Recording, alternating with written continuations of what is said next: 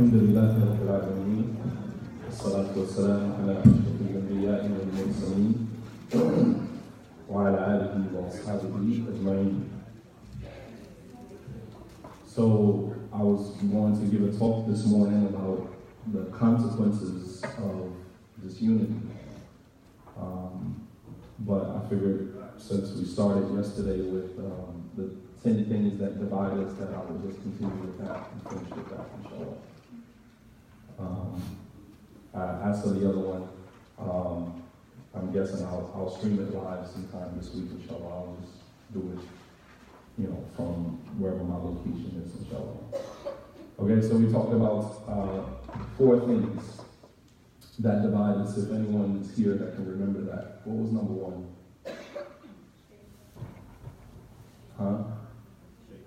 Shaitan, the chief divider. That all of the division that we experience in our communities, we have to understand that Shaitan definitely has a hand in that. He definitely has a share in that. And I mentioned examples of how Shaitan separated Adam from Jannah. He separates man from his wife. He's the chief separator and divider. And you can only imagine that the fragmentation and the discord and the separation and all of those things lead to one source, and that is the Shaitan. Number 2 was what? Say it again. Psychological conditioning. What was that? What did I mean when I said that? You got to go backwards before we can go forward. What did I mean when I say that? Can someone explain what that meant? Whoever was here, I heard that. Psychological conditioning. How does that contribute to separation and discord? No, that was another one that we covered. Psychological conditioning. How does that contribute to discord? Programming.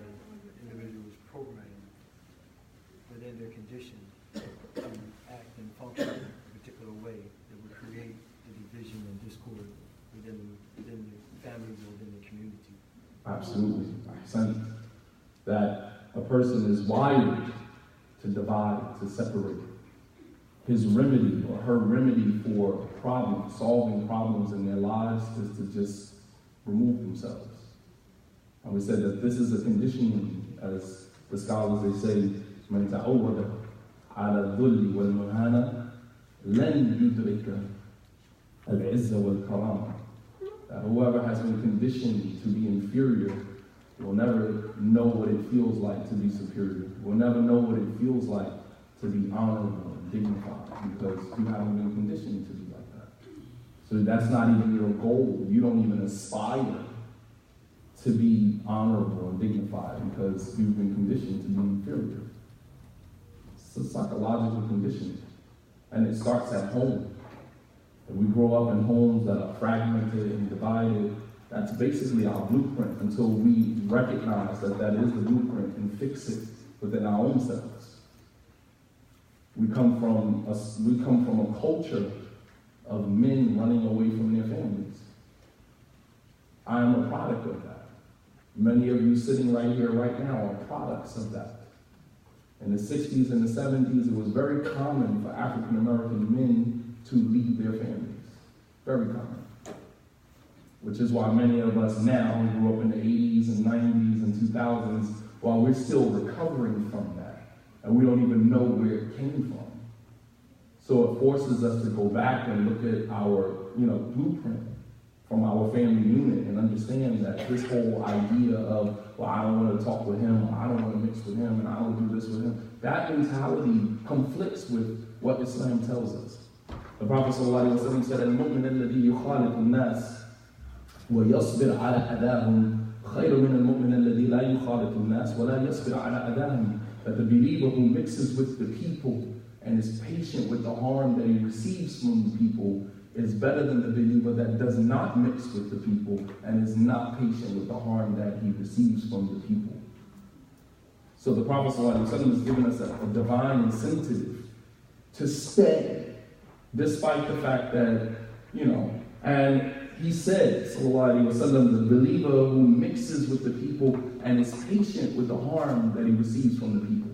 That lets us know that mingling with people and staying put in an environment, right, that there is going to be challenges. Challenges because we all have a different wish of another. We all have a different paradigm. We all have a different outlook on life. Being unified doesn't mean that we want to see the world the same exact way. You grew up differently than I grew up. I grew up in a foster home. I didn't meet my father until I was 10 years old in prison. You put someone like that in an environment with someone who grew up with both parents in the home. There was a loving relationship in the home, siblings, and it was a thriving family. You put us in the same room together, we are not going to see the world the same way. We see the world totally different. And we're going to face challenges based upon what our defense mechanisms that we developed in the environments that we grew up in.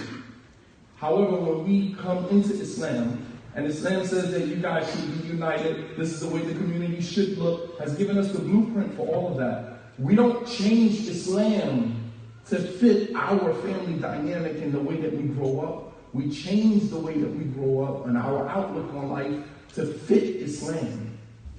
You follow me?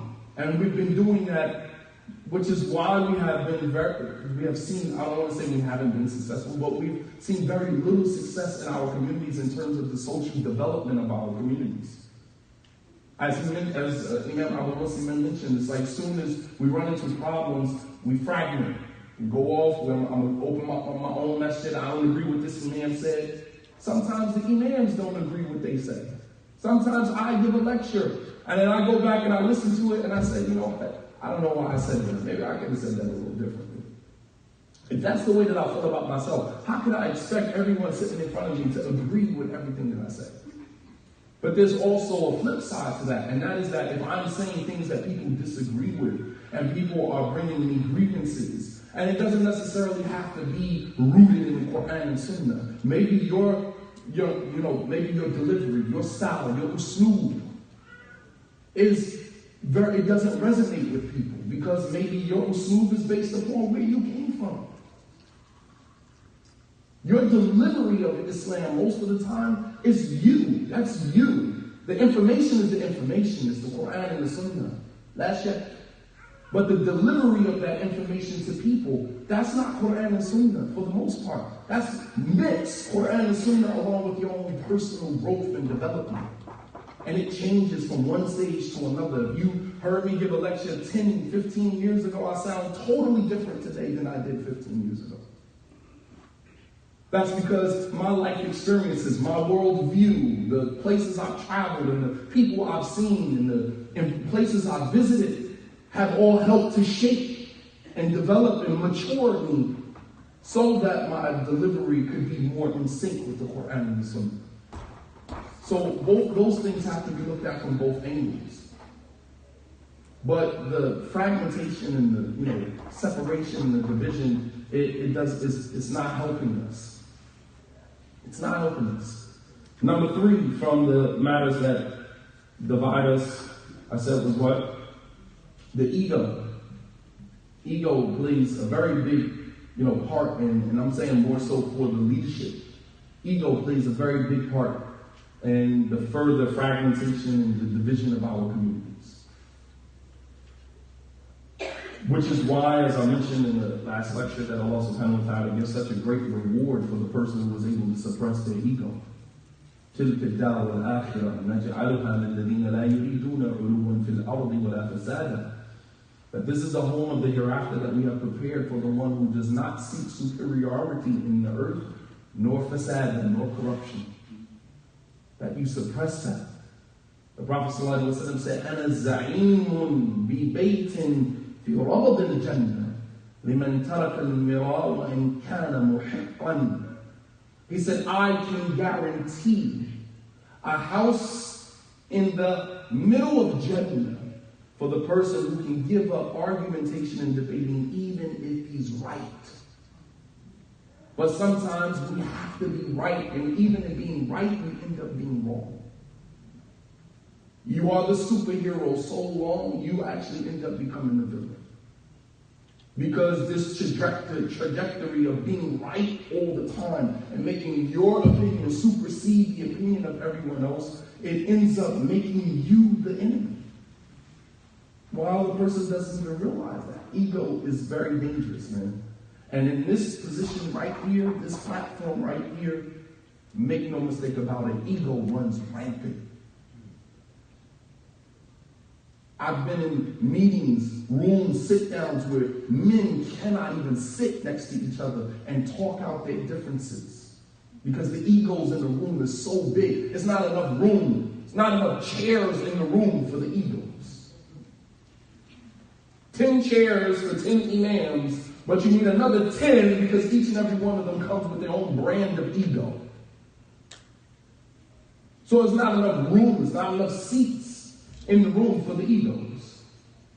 And as a result of that, you all, the community, hurts the most as a result of that.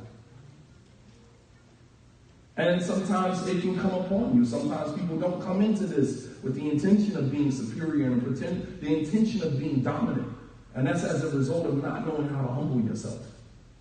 Everybody believes that they are going to be the game changer. You're not the game changer.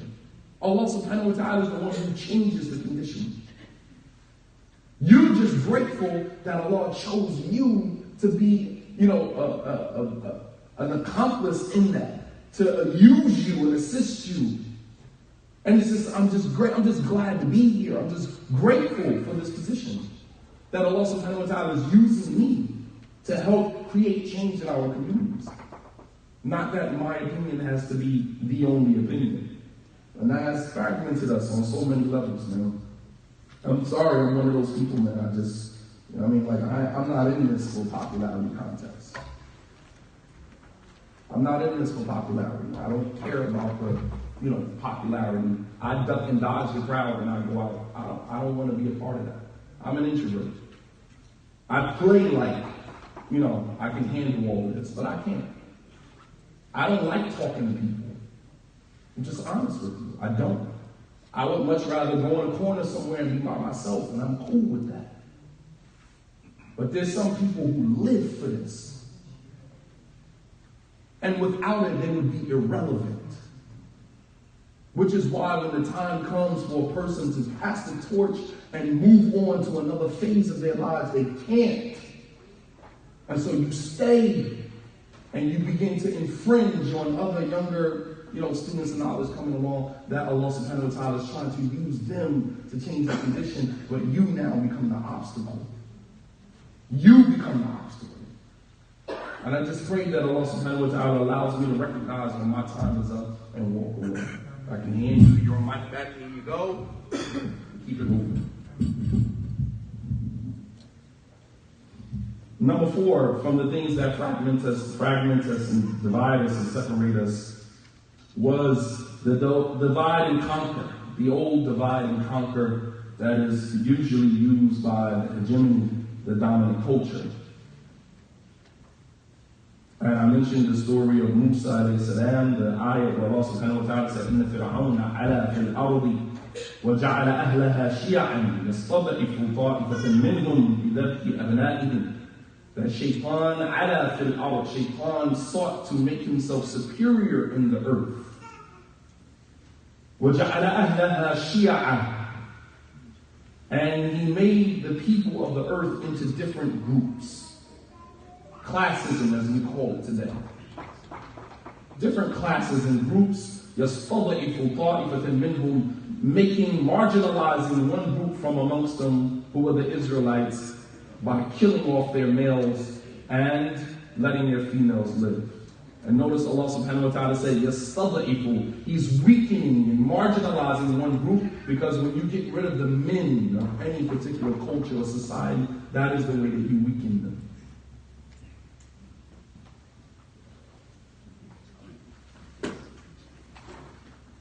And as I said, that this allows for the political machine to continue in its dominance, because it is a united minority against a divided majority. And the moment that we love unity more than we love disunity, we will see that we have power. Unity breeds stability. Unity breeds stability. As I said last night, many people came here not necessarily for the lectures. We've heard 1,000 lectures throughout our lives. I personally, the whole lecture circuit thing, I'm more of discussions at this point, interactive discussions, not necessarily didactic lectures. I personally can't even sit for a didactic lecture. I'm sorry. You got about 5 minutes of my attention, especially if what you're saying is not relevant to my particular life. Mentally, I'm gone. I'm sitting here physically, but mentally, I'm somewhere totally different. But unity breeds stability. And we learn this from the two men that Allah subhanahu wa ta'ala aided this ummah with, and there was no third along with them. Ali ibn Madini, one of the great scholars of hadith, he said, أيد الله هذا الدين برجلين لا ثالث لهما أبو بكر الصديق يوم الردة وأحمد بن حنبل يوم المحنة. Ali ibn Madini, he said that Allah subhanahu wa ta'ala aided this religion with two men and there was no third alongside of them. Abu Bakr as-Siddiq yawm al-Ridda. Abu Bakr as-Siddiq on the day of apostation. Wa Imam Ahmad yawm al-Mihna, the day of the trial. The day of apostation is the very next day after the Prophet ﷺ came from the night journey. Allah subhanahu wa ta'ala alluded to it in the first ayat of Surah Al-Isra, where he said, glory be to the one who took his servant ليلا من المسجد الحرام إلى المسجد الأقصى التي باركنا فيها لنريه من آياتنا. That praise be to Allah, or greatness be for Allah subhanahu wa ta'ala. Glory be to Allah who took his servant in one night from Masjid al-Haram in Mecca ila Masjid al-Aqsa, to Masjid Aqsa in Palestine, so that we could show him our signs. And the Prophet ﷺ made the night ascension, which we know as Isra and Mi'raj. When the Prophet ﷺ returned back from that mission, he was forced with the task of going in front of everyone and telling them what he just did. And this was a trial, and this is how information can become a fitna for people. Which is why Allah subhanahu wa ta'ala said, لا تسألوا عن أشياء إن تبد لكم تسؤكم. Don't ask about things that when it's made clear to you, it's going to cause you problems. You asking about what's the next step here. If someone was to give you the next step and then you can't fulfill that next step, then you're blameworthy. Don't ask about something that when it's made clear to you, you're going to have a problem with it. The Sahaba kept asking Allah, reveal the ayah for jihad. We want to fight, we want to fight. And then when Allah revealed the ayah for jihad, some people had fear in their hearts. They became cowardly. And that was the reason why Allah revealed that ayah. Don't ask about things that when it's made clear to you, it's going to be a problem for you. Let things flow in their natural state and just move with it as it moves. We're right here, right now, in this very moment. I don't know what tomorrow's going to look like. I don't know what tomorrow holds for us as a community in terms of our cooperation, our cohesion, our moving forward. I don't, but I know right now. I know what it looks like right now. I'm one of those people, I live in my moment. I don't know where I'm going to be tomorrow. I don't live my life like that. I live my life in the moment that I'm in right here at that moment. Because that's the only thing that I have control over. What happens tomorrow, wallahu a'lam. Who knows? I've been around long enough to see many fitness come through our communities. And so while I'm hopeful, while I'm optimistic, I know what lurks on the other side of optimism. I know what's on the other side. And I know that many of our hearts are not firm enough at this point to stand on our own 2 feet and confront the challenges that are standing in front of us. We buckle under pressure, man. Because our leaderships, many in the past, have stolen that from us. They haven't empowered us. They fed us information for their own egos, but haven't empowered us so that we could stand. The Prophet ﷺ empowered the Sahaba. So even in his absence, they were able to stand on their own 2 feet. We don't have that because our leaders, they usurp all of our energy for their own egos and then leave you depleted with nothing but a bunch of useless information that you don't even know how to apply in your life. Where's the application of it? How is that implied? How does that apply? How do I apply that? How do I implement that? You just receive a hadith and just walk away while you quoted the hadith. Yeah, but what does that look like in real time? That's empowerment. That is education. But Imam Ahmed, the Prophet ﷺ, when he returned back from Isra and Miraj, he told everyone that he went from Mecca to Jerusalem in one night. Some people were like, listen, we're nomads. We know the desert better than anybody. And it's a known fact that it takes at least 2 weeks on the fastest camel to go from Mecca to Jerusalem. And you're saying you went in one night?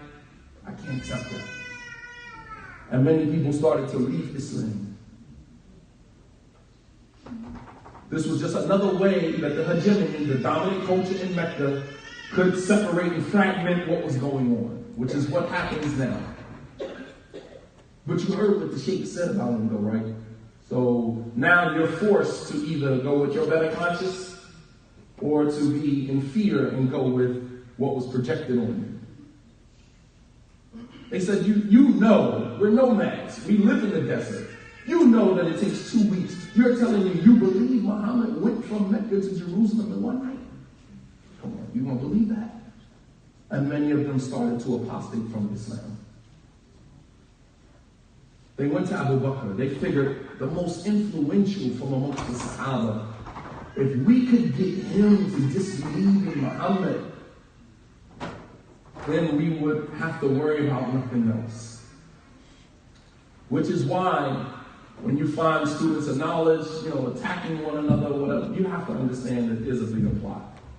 Because if we can get another student to go against another student, then we can the weak hearts of the lay people will just crumble under that pressure. And this is what happens. So they figure, let's get Abu Bakr to go against the Prophet ﷺ. If we can get him to say that he doesn't believe in that, then we don't have to worry about anybody else. So they went to Abu Bakr and they said, هَلْ لَكَ يَا أَبَا بَكْرٍ مَا قَالَ صَاحِبُ. What? Did you hear what your companion said?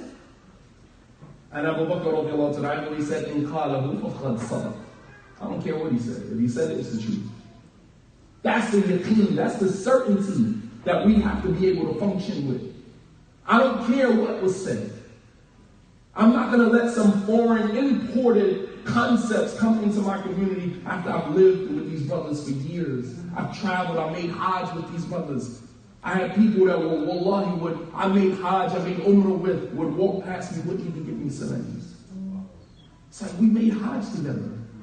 We made Umrah together. Am I not at least deserving of the salam? You can say, I don't take from you. Cool. I don't have a problem with that. But am I not at least due the bare minimum of what a Muslim is due? That doesn't count for anything? Nothing. Burn his books, burn his CDs. And this is a person who, subhanAllah, as dudes I jailed with. I was in prison with you, dude. You was there the day I took my shahada. And would flip on you. The smallest little fatwa emerges, you flip. You change your whole paradigm. That is a lack of stability, man. And that's a problem.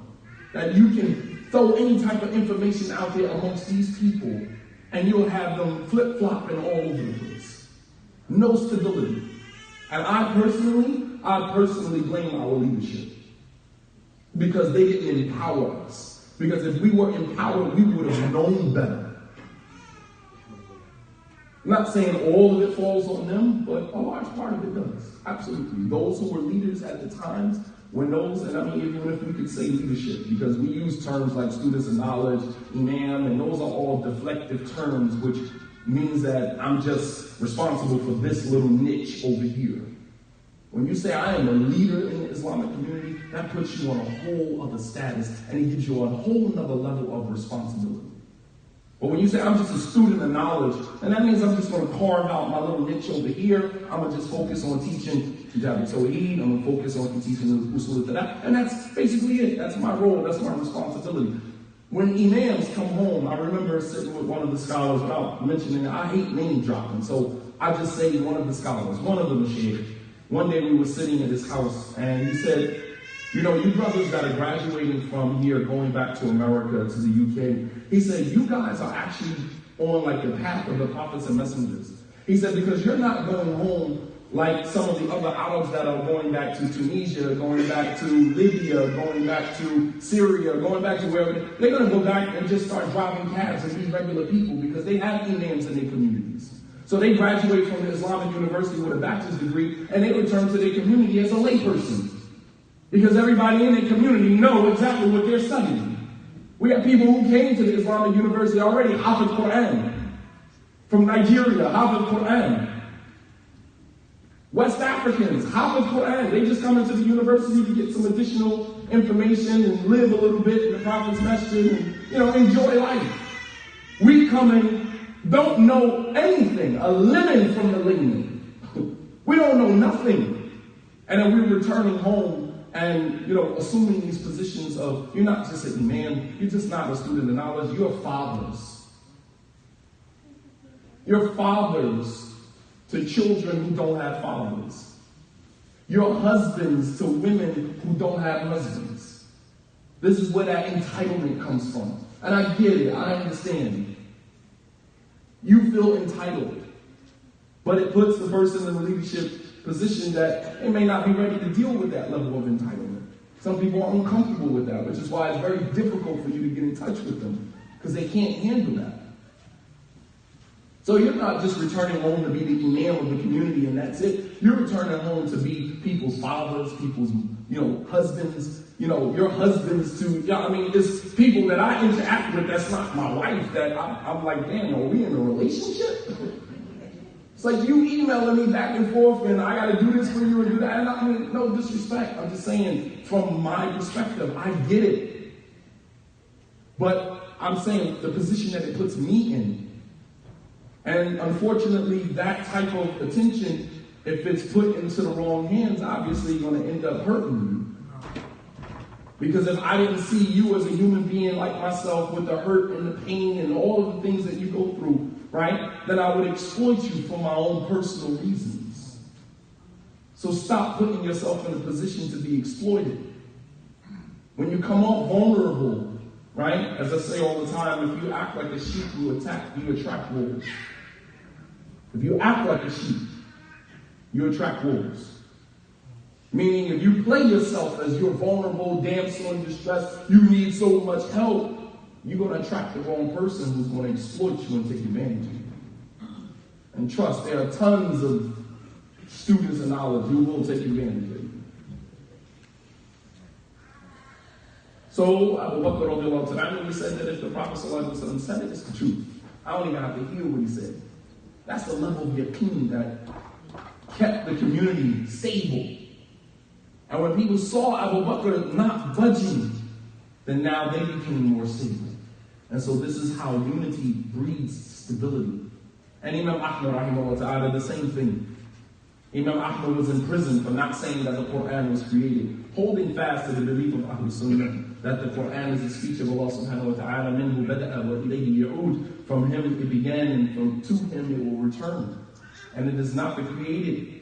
It's not created, it's the speech of Allah subhanahu wa ta'ala. And he was in prison and he was lashed. And one of his students came to visit him in prison.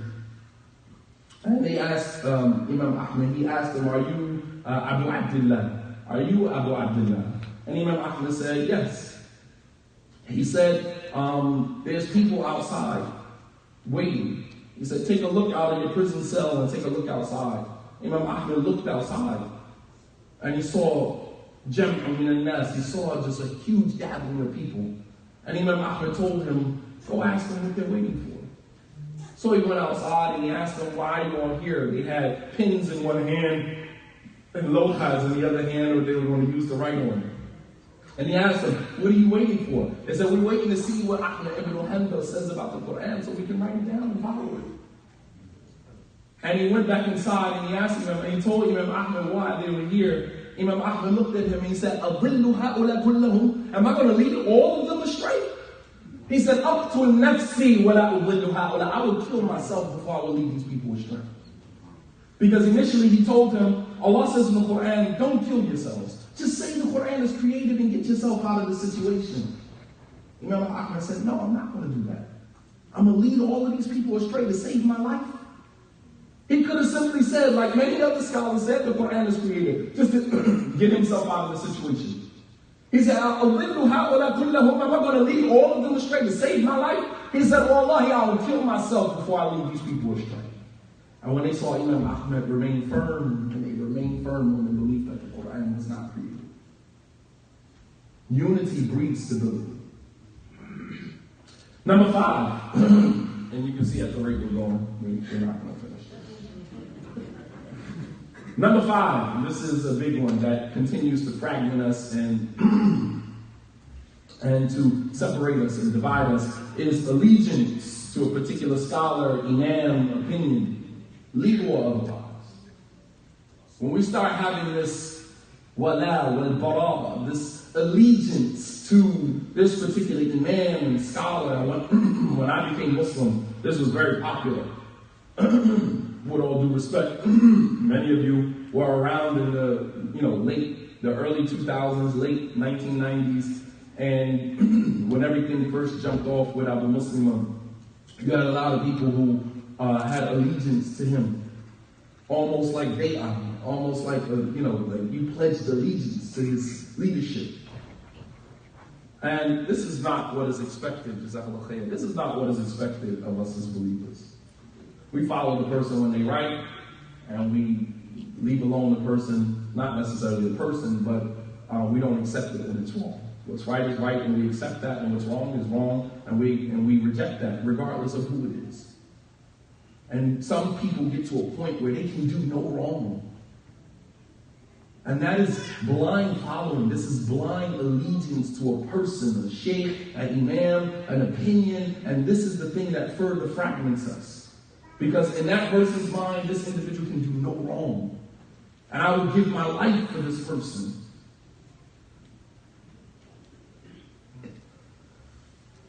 And this creates what I said last night, this creates what is called ta'assub, fanaticism. We become fanatic about this imam or this sheikh. This is my sheikh. Mashallah, I follow this particular sheikh. Okay, you're entitled to do that, but that doesn't mean that if the person errs, and everyone makes mistakes. There's no one that is infallible. And it's almost sometimes that we have raised scholars to the level of prophets and messengers. Ibn Qayyim has a passage in one of his books called Zallatul Alam, the mistakes of a scholar. Mistakes of a scholar. He said that the scholar may make a mistake and then later on in his life come across correct information and repent. But you will be tested with the mistake of the scholar because you might not have known that he has made a mistake, and you might not have known that he made tawbah and repented. So while he died making tawbah, you died following, being fanatic about his opinions. Dangerous, man. Dangerous. He issues a fatwa, and then right before he dies, he makes tawbah for all of the things that he did and said, and Allah subhanahu wa ta'ala forgives him. You fanatic about the sheikh, you carry on these fatwas later on, years later in his life.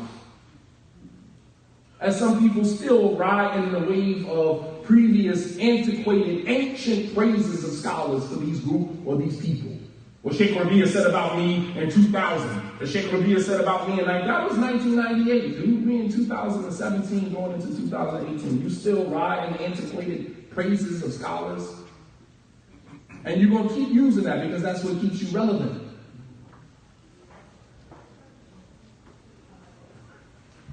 What should make you relevant is not the praises of any scholars. What makes you relevant is the information that you are able to convey to people and the practicality of the information that you are conveying to people. That's what makes you relevant. You can't say nothing of relevance, of substance to people, and then turn around and then use an antiquated fatwa, antiquated praise of a scholar to maintain your relevance. And that's what people do. Oh, this sheikh said this, let me translate what the sheikh said about me in 2000. What are you doing now? Salman al-Farisi he migrated to Damascus after the death of the Prophet ﷺ and Abu Darda. The Prophet made a special pact of brotherhood between them. And Abu Darda he was an ascetic, one of them very religious people, right? The Prophet ﷺ said that if you put Abu Darda over, the zakat, wealth, he would give it all away sadaqah. Like that's the type of person that he was. So he wrote a letter to Salman al-Farisi telling him, come back to Medina. He said, the Prophet ﷺ said, whoever has the ability to die in Medina, فَلْيَفْعَلْ, let him do so. And Salman responded back with a letter. He said, إِنَّ الْأَرْضَ لَا تُقَدِّسُنِي إِنَّمَا يُقَدِّسُنِي عَمَلِي. He said, there's no particular place in the earth that can sanctify me. I'm a sinner no matter where I go, and I'm righteous no matter where I go. There's no particular part of the earth that sanctifies me. The only thing that sanctifies me is my deeds. No matter where I go. I'm not righteous because I live in Medina. I'm not righteous because I live in Mecca. I'm righteous because I'm righteous no matter where I am. And I'm sinful no matter where I am. Whether you're in Mecca or Medina, you're a sinner, you're a sinner. It doesn't matter where you are. So the point that I'm making is that it's not about this person saying this about you or that person saying that about you. I remember when everything was kind of jumping off with me and the brother was like, you need to go to some of the sheikhs and get some fatwas, in defense of you. I'm like, man, I'm not doing that, man. I'm going to go to a sheikh and beg him to say something nice about me, translate it, and put it on the internet so people can think that I'm okay. You have got to be kidding me. That is a sick mentality, man. That is a sick mentality. I'm okay with you saying whatever you're saying about me because I'm collecting all of your hasanat and I'm good on that. That's enough for me. I don't need to prove to you anything. You are entitled to believe whatever you want to believe. But the fanaticism for a particular scholar or opinion, legal or otherwise, it creates ta'assub, right? Excessive and often misguided fanaticism. And ta'assub leads to another issue which is called tahazzub, which is sectarianism, where you begin to break up into different groups and sects based upon your fanaticism. So you can see the pattern here. And this pattern has been used for years. We show fanaticism to this particular imam. This imam separates from that imam or that group, and we follow him. So now we are hizb. Hizbiyun. We now become sectarians, breaking off in different sects and groups, which Allah subhanahu wa ta'ala condemned in the Quran. And all of it is based upon your love of this sheikh and your hate of that sheikh and your love of this person or the hate for that person, your love for this opinion and your hate for that opinion, all of which is condemned in the Quran and the Sunnah. Imam Malik rahimahullah ta'ala said, كُلٌّ يُؤْخَذْ مِنْ قَوْلِهِ أَوْ يُرَدْ إِلَى صَاحِبُ هَذَا الْقَبْرِ وَأَشَارَ إِلَى قَبْرِ النَّبِيِّ صَلَّى اللَّهُ عَلَيْهِ وَسَلَّمَ. He said, everyone's statement can be accepted or rejected. Everybody's opinion can be accepted or rejected. You come to me and you say, this sheikh gave this opinion about this person. I have a right, a God-given right to say, I don't agree with that particular sheikh's opinion. I don't. And I'm not going to accept that. Especially if it's not based upon any dalil. Scholars' reputations used to be saturated with dalil. Today, it's just, oh, he's a deviant. That's it. And the reason why it got to that point, because we stopped asking for dalil. We stopped asking for dalil. We stopped asking sheikh, well, where is that in the Quran and the Sunnah? We stopped asking. And as it is in any situation, closed mouth don't get fed. If you don't ask for it, then necessarily you must be ignorant. And I'm just going to give you my opinion on this person, and you accept it. And we accepted that status. But Imam Malik rahimahullah ta'ala said everyone's statement could be accepted or rejected except the statement of a man in that grave right there, and he pointed to the grave of the Prophet sallallahu alaihi wasallam. He is the only man's statement that has to be accepted unconditionally. The only man in this world who you can bring me an authentic narration from him, ala rats wal ayn, as the Arab said. Hands down, it's accepted unconditionally.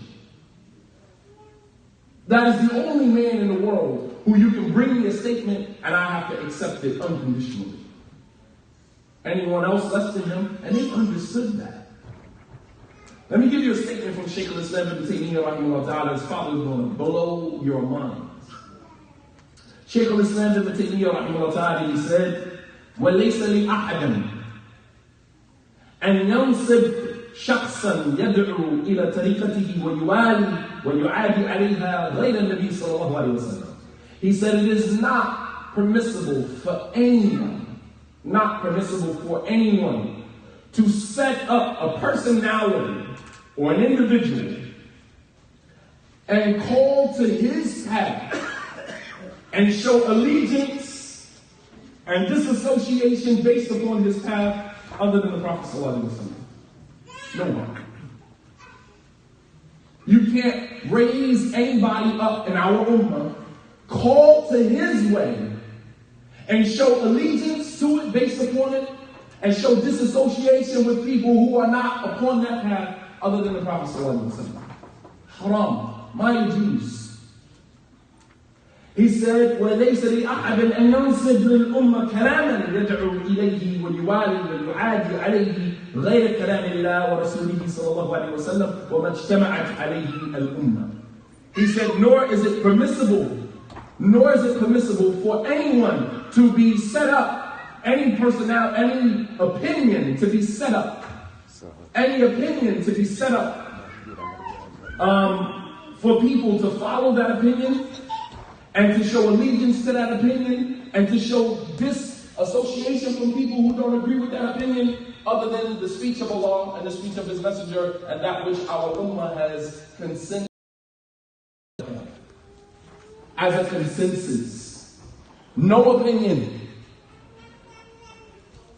He said, بَلْ هَذَا مِنْ فِعْلِ أَهْلِ الْبِدْعِ الذين ينصبون لهم شخصا أو كلاما يفرقون به بين الأمة يوالون على ذلك الكلام أو تلك السنة ويعادون عليه. He said, rather, this is the way of the people of innovation. Pot calling the kettle black. MashaAllah, tabarakallah. So the whole time, people have been calling you deviants. You are astray, you are the people of innovation. They were the ones that was committing innovation. But when you don't know the sunnah, bid'ah actually becomes sunnah. You see that? When you don't know what sunnah is, when somebody does an innovation, that innovation becomes sunnah. And then the sunnah actually becomes innovation, because when somebody comes along later on and say, that's bid'ah, this is actually the sunnah, we say, no, that's bid'ah, this is the sunnah, because that's what you were cultivated on. You understand? He said, بَلْ هَذَا مِنْ فِعْلِ أَهْلِ الْبِدْعِ. This is from the actions or the behavior of the people of innovation. To raise an individual or to raise an opinion amongst the people, and to show allegiance to that opinion or that individual, and to disassociate with anybody who doesn't agree with that individual or that opinion. This is from the way of the people of innovation. Those who erect an individual personality or an opinion, and they separate and divide the ummah based upon that individual and based upon that opinion. This is what has been done to us. Make no mistake about that. Because when some of them say the scholars, they mean 2 or 3 scholars. Make no mistake about that. When they say the scholars, when they say, oh, the scholars have warned against him. There's only one scholar that has ever said anything against me personally. And that's Sheikh Ubaid al-Jabari, Hafidhullah ta'ala. No scholars. There's no S on the end of that. But we'll use the general terms, right? Because as a minority, you got to make yourself look like the majority. So you got to use words, phrases, catchphrases that make yourself look bigger than what you really are. You're warning against the Salafis. No, I warned against you, not the Salafis. Oh, he spoke against the Salafis. No, I didn't speak against the Salafis. I spoke against you. You don't represent the Salafis, but you are a minority. Loud minority, and you have to make yourself look big, so you put the S on the end of everything. Figure the game out, man. Stay woke. Stay woke. If you have not figured this game out by now, and I'm taking it that the reason that you're here is because you see it. But for those that are on Periscope, figure the game out, man. Understand you've been played once again. Your education has been handed to you by your oppressor. Take a second to let that sink in. Because it could take a lifetime for information to reach here and here. This short distance right here, sometimes it can take you 60 years for that information to go here. And that's a short distance. But it's very long to someone who has no connection between their ear and their heart.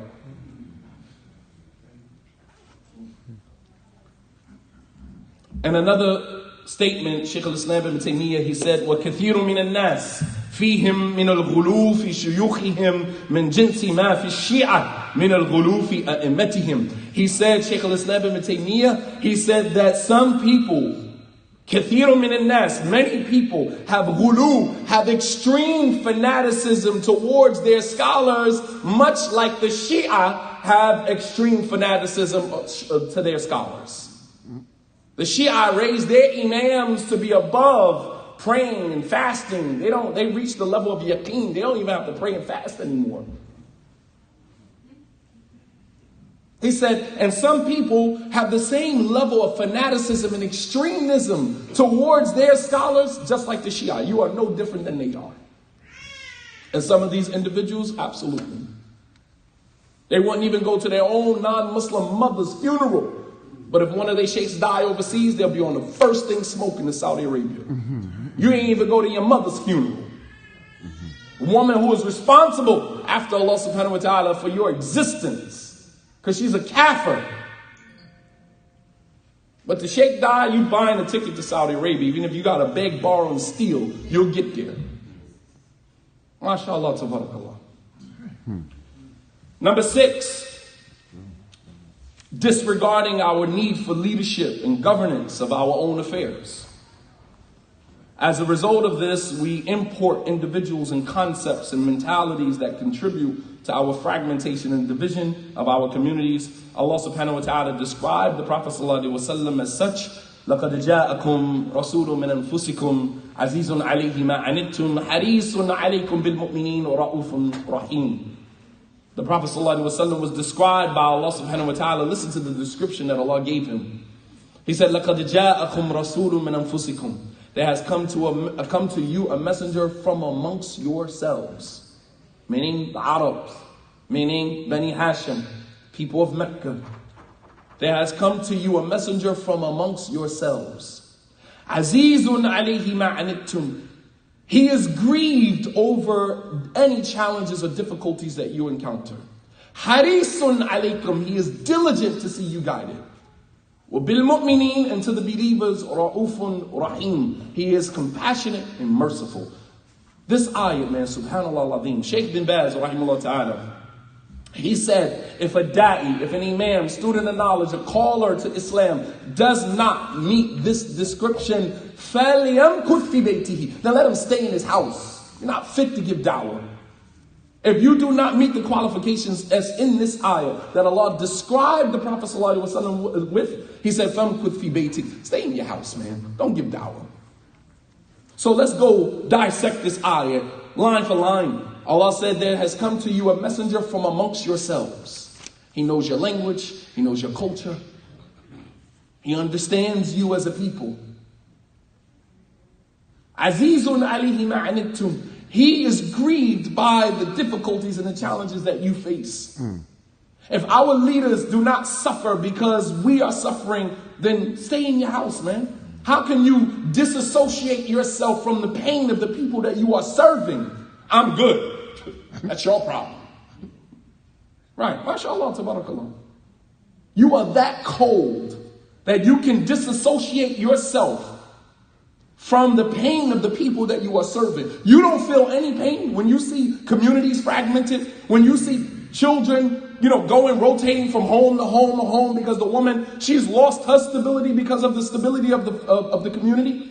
So she's looking for the stability through the men that she keep marrying. Because if there was a strong community, a lot of our sisters wouldn't be desperate for a husband. You would be cool being single because you come from a community where there's stability there. But you're searching for the stability through these sorry behind men that you keep marrying and introducing your children to. Searching for stability. Because there's no stability in the community.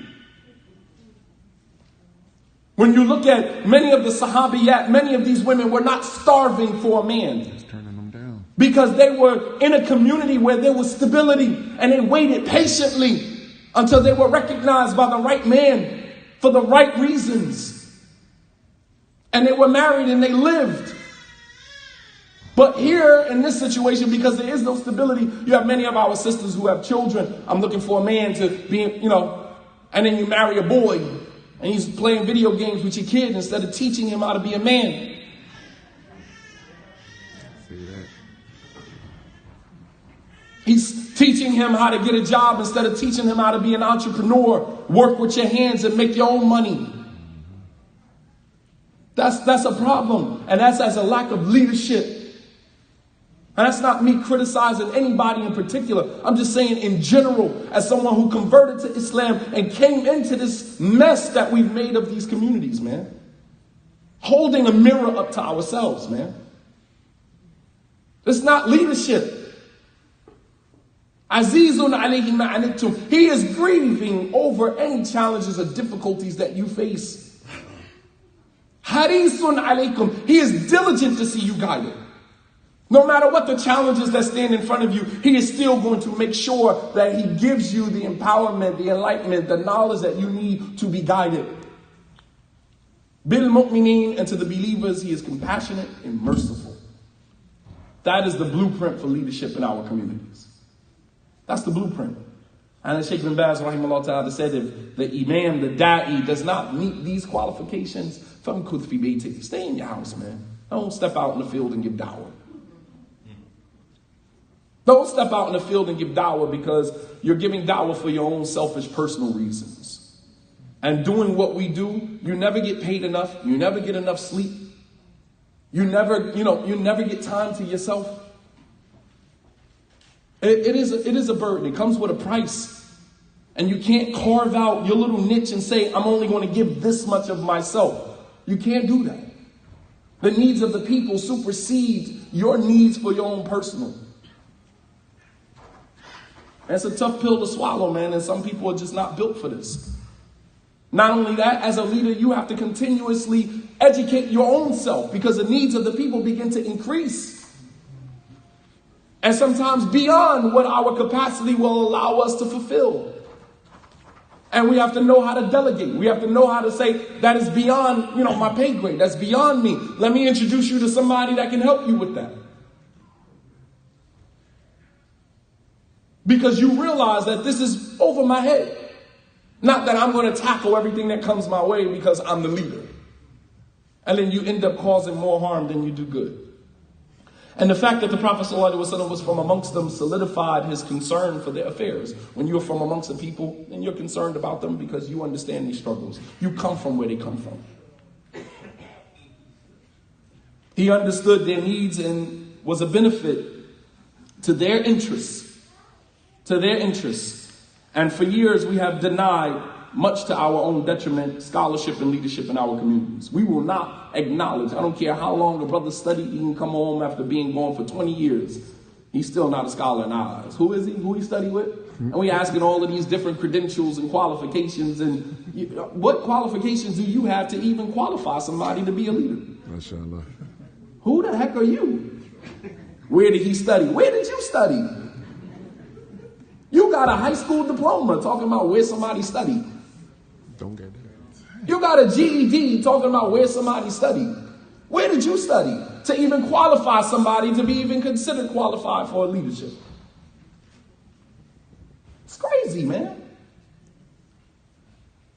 Who did he study with? As if you know, well, he studied with this sheikh and that sheikh. Okay, well, I don't know that sheikh. MashaAllah. You don't know that sheikh. Okay, so we should deny him his rightful place in leadership because he studied with some sheikhs that you don't know. MashaAllah. Genius, man. Genius. We got some geniuses amongst us. But we've denied our own detriment, scholarship and leadership in our communities, no matter how high in the world of academia one climbs, we will never be good enough. We will never be good enough to serve you. Because quite frankly, some of you look at leadership and you look down upon the leadership because the person doesn't have this car, doesn't live in this home, or doesn't live in this condition, right? I was in communities where people would look down on the imam. It's like, how in the world are you supposed to get services from somebody that you don't even respect? How is the imam supposed to lead and do his job when you're trying to lead people who don't even respect you? We don't respect anybody. Ask you right now in this room, who are your leaders? Someone comes and say, well, who's the leaders in the Muslim communities here? Who would you... Everybody going to stand up and say, I'm the leader of my own self. We selfish. We don't want to relinquish that to anybody. Because we think, your progress means my failure. So if we give him the leadership position, then that means, well, who am I? Right? And no matter what the situation is, leadership is a necessary component for the unity of any community.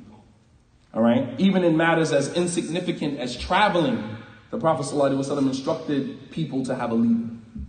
The Prophet ﷺ, on the authority of Abu Sa'id al-Khudri, radiyallahu ta'ala anhu, the Prophet ﷺ said, إِذَا خَرَجَ ثَلَاثَةٌ فِي سَفَرٍ فَلْيُؤْمَرُ أَحَدُهُمْ Rawahu Abu Dawud. The Prophet ﷺ said, if 3 of you are traveling, then 1 of you should be elected as the Amir, the leader. And that's 3 of you traveling. How much more should it be in a community? You have people who actually say, self-deluded, there's no scholars in America. There's no scholars in America. We follow the scholars in Saudi Arabia. It's like, but dude, you don't even know Arabic. How you follow the scholars in Saudi Arabia? Like genius, man, mashallah. You follow the sheikhs. I had a brother tell me, I don't listen to the da'is in America. I only listen to the scholars. I said, really? I said, where you find their lectures at?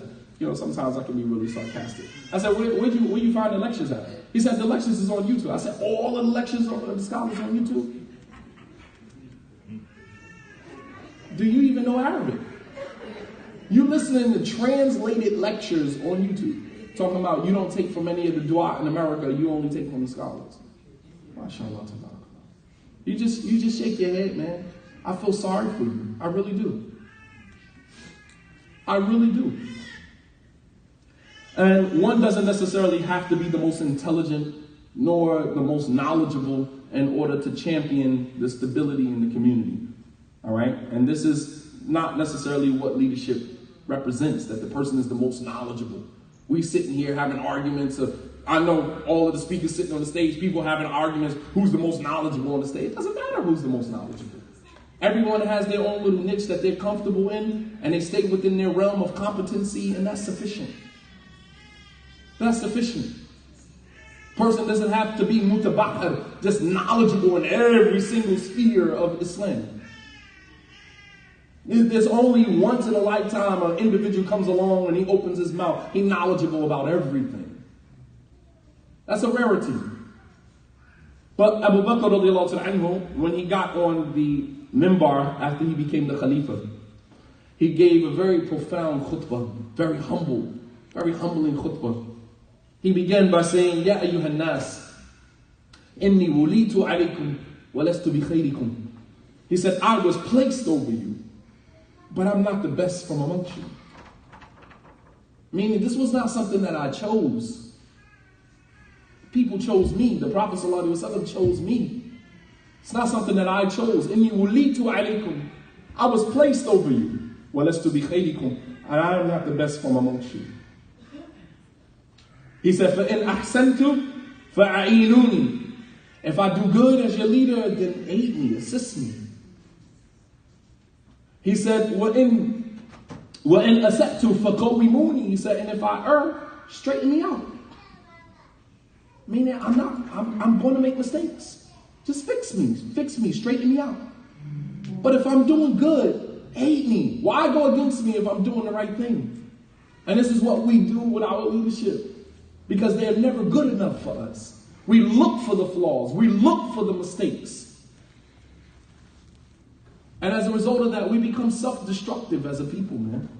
And we blame everybody else for our failures, man. And although Abu Bakr said this out of humility, because we don't believe that there was anyone more knowledgeable or better after the Prophet ﷺ other than Abu Bakr, however, he was not going to deny that there might have been someone from amongst them, from amongst the Sahaba, who may have had, some knowledge and could probably do just as good a job as he was going to do. He didn't deny that. You had Abu Hurairah, you had Abdullah bin Amr bin al-As, you had many of the youth from the Sahaba who were far more knowledgeable in terms of amassing the amount of hadith. But at the same token, he didn't dismiss that. And sometimes as leaders, we can't dismiss, the genius in our communities. We can't dismiss that. We put ourselves up, we prop ourselves up like we're the imam, we're the end-all, be-all, the buck stops with us. And the fact of the matter is that our ability to be effective is only within a very small capacity. How many of you in here are mental health people, counselors, psychologists? 1, 2, 3, 4, 5, 6, 7, 8 hands went up. You understand? That's what I'm talking about. All the mental health issues in our communities. We got 8 people in the room right now that are mental health clinicians, certified and otherwise, that I know for sure nobody that was on this panel has those qualifications, including myself. I dabble here and there, but I'm not certified as a clinician. But you are. So when people walk into the imam's office and have mental health issues, then you are the people that the imam needs to reach out to. Abu Bakr said that I was placed over you, but I'm not the best from amongst you. I'm not the most knowledgeable from amongst you.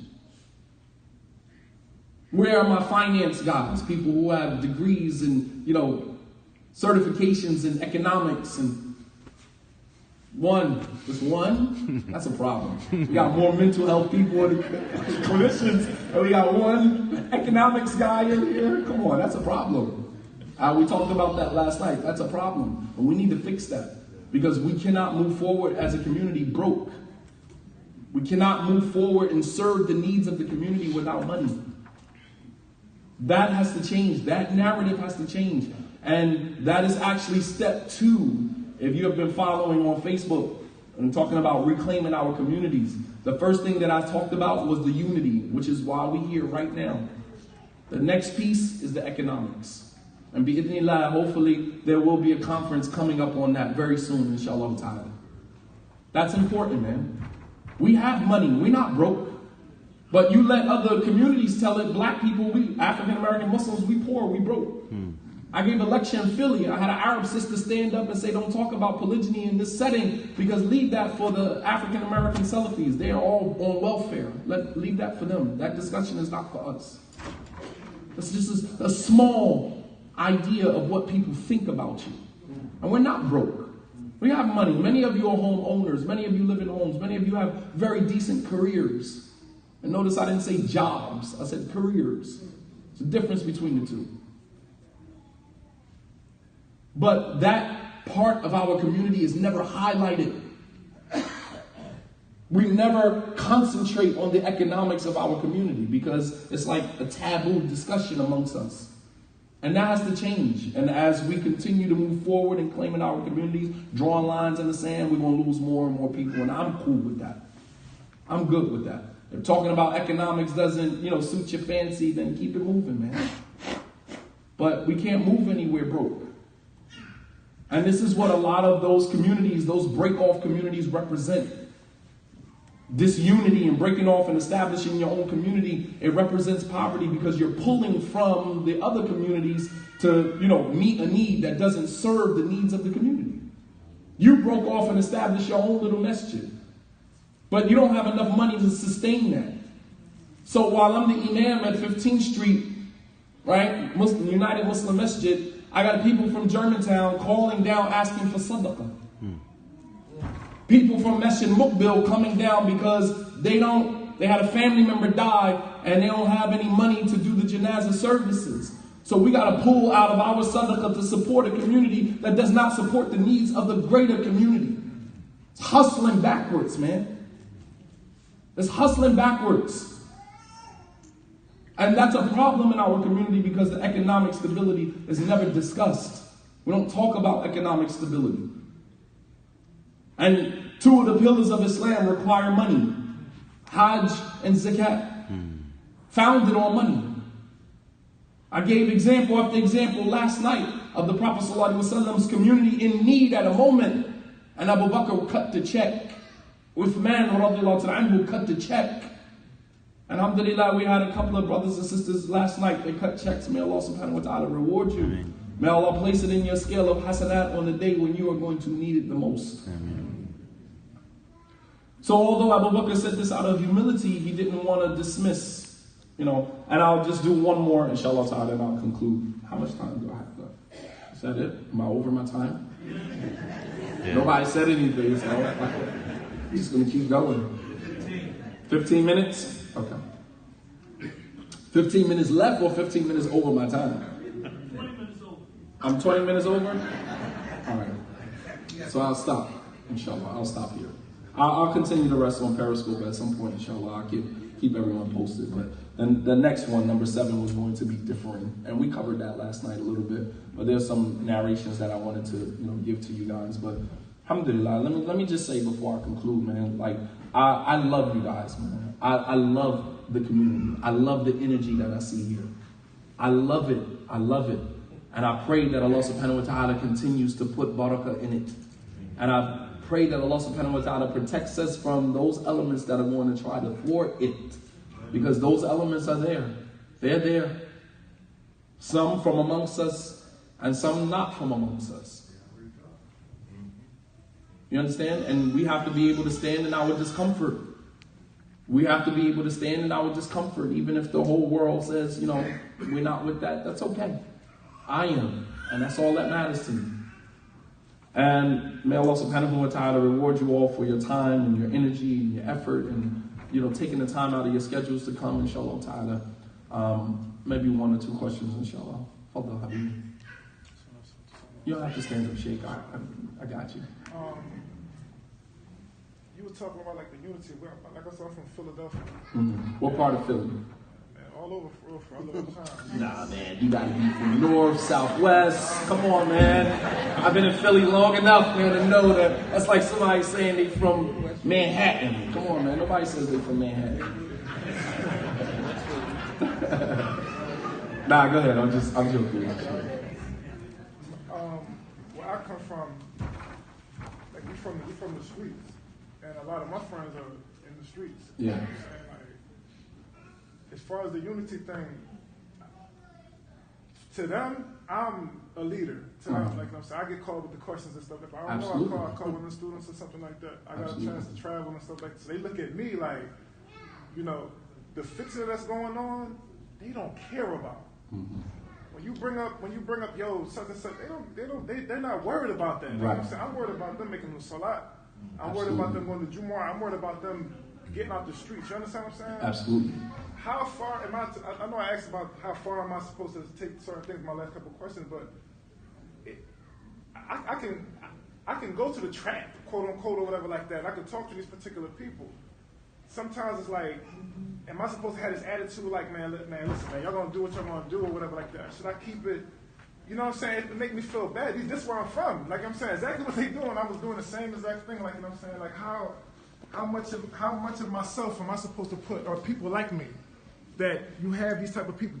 Sometimes I might be all they got. You understand what I'm saying? Like they don't got to call up to the sheikh. They might not ever go overseas. You understand what I'm saying? These people got money. My friends got a lot of money. They probably won't ever get on an airplane. Some of them have never been on an airplane, but have $100,000 or something like that. You understand what I'm saying? Like, where's my place in people like me on that scale when we're trying to bring the people together? Like, you know what I'm saying? Like I said, the problems that the fitna that I got you. You know what I mean? Like they don't care about that. You know what I'm saying? I got you. I'm glad you said that, and I want you guys to listen closely to what he said. He said in where he is on the level that he deals with the young guys in the hood. And if any of you, where Philly at? Raise your hands. Okay, Philly in the building. All right. You know young guys that are in the streets, got 1 foot in Islam, 1 foot in the streets. And like you said, a lot of them don't really care necessarily about all of this stuff. Many of them are just trying to survive. And for him, he's like an imam to them. Because he don't have both of his feet in that game no more. He kind of pulled out and they see him, you know. And so now they begin to develop a respect for him. And while we sit at this place and may see him as nobody, but to his circle, he is that guy. And the young boys will look up to him and they will listen to him. And that's why I said empowering the people is important. Because if you are empowered, then you can take that and you can go influence people on your level. No. If I feed you bits and pieces of information, you know what I mean? I'm just keeping you at a certain place for my own selfish reasons.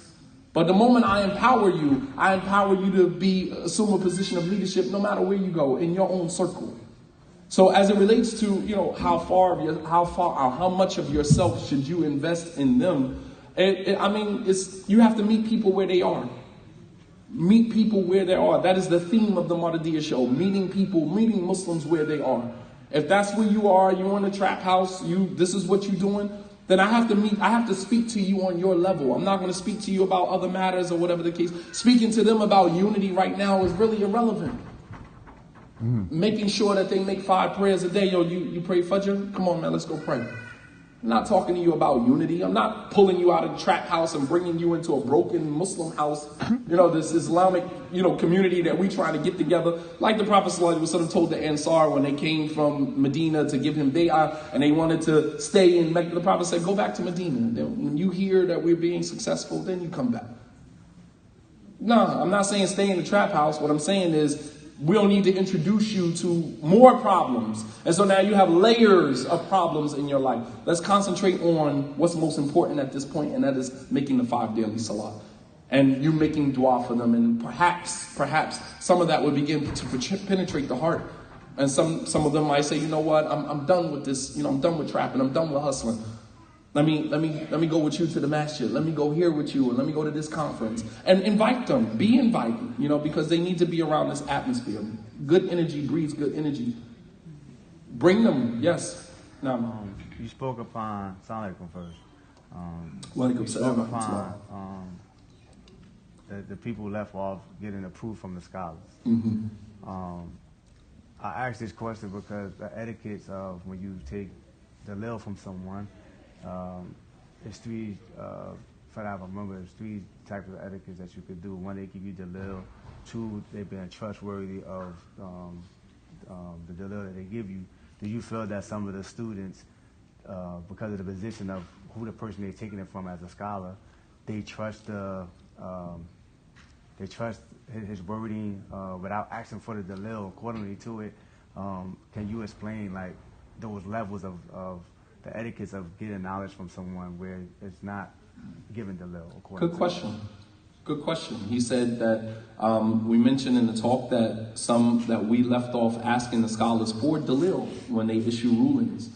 And he said that perhaps maybe some of these students, when they took this information from these scholars, maybe there was a level of trust that they had with these scholars where they didn't necessarily see it a necessity for them to ask for dalil at that point.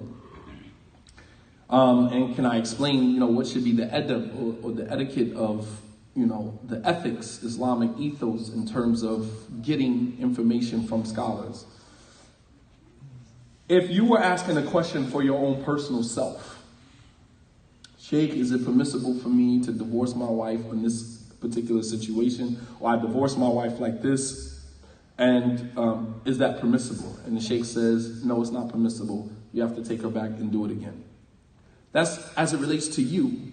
If you have trust, if you are a lay person and you don't really understand dalil and things like that, then yeah, you are allowed to do that. You are allowed to blind follow to some degree. If there's even scholars blind follow other scholars. Scholars are asked about certain things at times and they don't necessarily have the response, but they remember the fatwa of another scholar and they will say, well, Sheikh bin Baz gave a fatwa about that, blah, blah, blah, blah, blah, because they don't really know the detail at that moment to give you the dalil. And in that moment, without without looking at all of the differences of opinion as it relates to blind following. There are some people who take the position that it's not permissible to blind follow under any circumstances, which is not necessarily realistic in our time, because new issues are coming up all the time.